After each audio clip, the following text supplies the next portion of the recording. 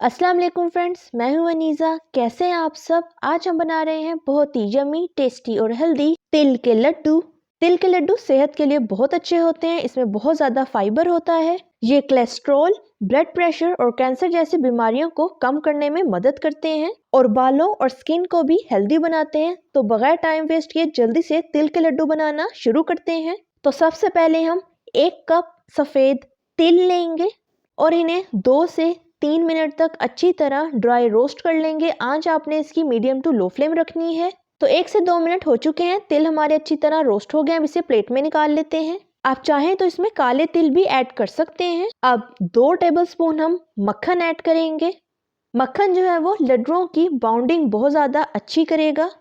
तो मक्खन हमारा अच्छी तरह मेल्ट हो गया है। अब हम इसमें 1 बाउल गुड़ ऐड करेंगे। गुड़ को मैंने छोटे छोटे पीसेस में छुरी से काटा हुआ है। अब गुड़ को हम 2 से 3 मिनट तक अच्छी तरह मेल्ट होने देंगे। आंच आपने इसकी मीडियम टू लो फ्लेम रखनी है। तो गुड़ हमारा मेल्ट होना शुरू हो गया है। अब हम इसे 2 मिनट तक पकाएंगे ताकि जो गुड़ है वो बर्तन को छोड़ना शुरू हो जाए और उसमें एक लेस सी तैयार हो जाए।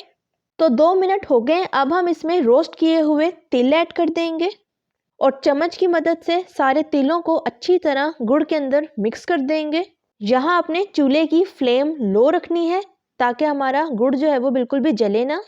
तो सारे तिलों को हमने गुड़ में अच्छी तरह मिक्स कर लिया है। अब इसकी फ्लेम ऑफ कर देंगे और एक चम्मच से हम गरम गरम ही मिक्सचर को थोड़ा थोड़ा करके उठाते जाएंगे और इसके लड्डू हम बनाते जाएंगे। लड्डू बनाने से पहले आपने इस चीज़ का ख्याल रखना है कि हाथ आपका मक्खन से ग्रीस हुआ हुआ हो।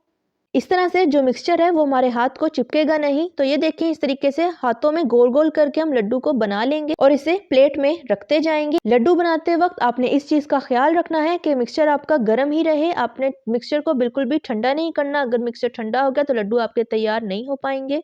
तो ये देखें, माशाल्लाह से यम्मी से लड्डू हमारे तैयार हो गए हैं।